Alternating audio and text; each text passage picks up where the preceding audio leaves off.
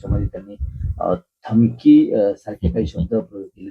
अ, खरंच योग्य वाटतं तुम्हाला मुख्यमंत्री महाराष्ट्राचे मुख्यमंत्री आहेत, गृहमंत्री आहेत आणि ते पाहून घेऊ, दाखवून देऊ अशी भाषा वापरतात. हे काही नळावरचं भांडण नाही. आणि त्यांची भाषा बघा. काय भाषा आहे? तर थोबाड, कुत्रा विचारत नाही, भाडेके टट्टू यासारखे शब्दप्रयोग करणं हे राजकारणात आणि एका सभ्य माणसाला अशोभनीय आहे. एखादा पान ठेल्यावर पानपट्टीवर राहून एखादा टपोरीपणा करणारा जो व्यक्ती आहे त्याची भाषा ही महाराष्ट्राच्या मुख्यमंत्र्याला निश्चित स्वरूपामध्ये ही शोभत नाही.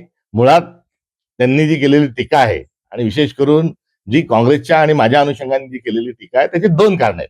एक मिसिंग लिंकचा जो एकंदरीत जो गोंधळ आहे तो लोकांपुढे आणला आणि ते इन्फ्रा मॅन नाही तर ते डिझास्टर मॅन आहे हे महाराष्ट्राच्या समोर आणल्यामुळे त्यांचा एकंदरीत त्यांची आगपाखड जी आहे ती झाली असल्याचं आढळून येतं.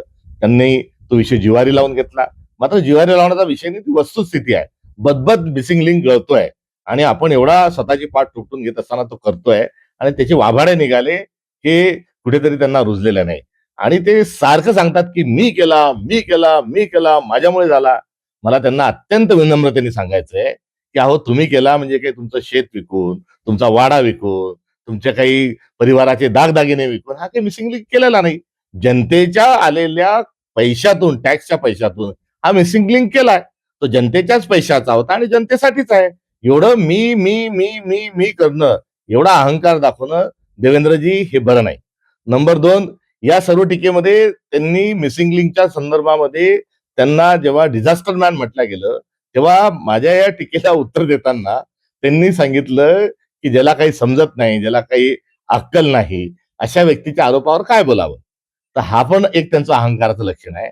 त्यांची जी मान्यता आहे त्याच्याबद्दल मी कीव व्यक्त करतो. कारण देवेंद्रजींच्या ज्या विचाराच्या पठडीतून जे पुढे आलेले आहेत आणि त्यांचा जो विचार आहे तो हा आहे की सगळं ज्ञान आमच्या जवळच आहे आणि आम्ही सोडून इतर सर्व जे आहेत हे निर्बुद्ध आहे, त्यांना अक्कल नाही. हा त्यांचा असणारा जो हेका आहे हा आरोपाच्या माध्यमातून पुन्हा एकदा आढळून आला. काल विधान परिषदेमध्ये ते बोलत असताना विरोधकांच्या बद्दल त्यांनी वापरलेली भाषा, त्यांनी वापरलेले शब्द हे अशोभनीय आहेत.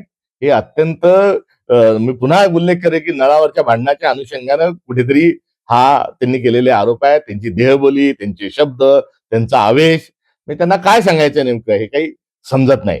राहता राहील त्यांनी पाहून घेऊ आणि कुठेच दिसणार नाही विरोधक आरोप करणारे हे त्यांचं जे वक्तव्य आहे या वक्तव्याचाही आशय जो आहे हा मला त्यांच्या पक्षाशी आणि विचारधारेशी जोडू द्या.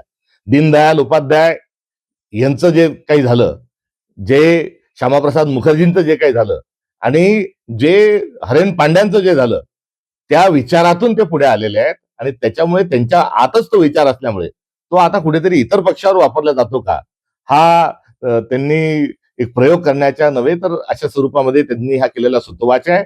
एकीकडे ही धमकी आहे तर दुसऱ्या बाजूला अत्यंत हास्यास्पद त्यांचं विधान आहे.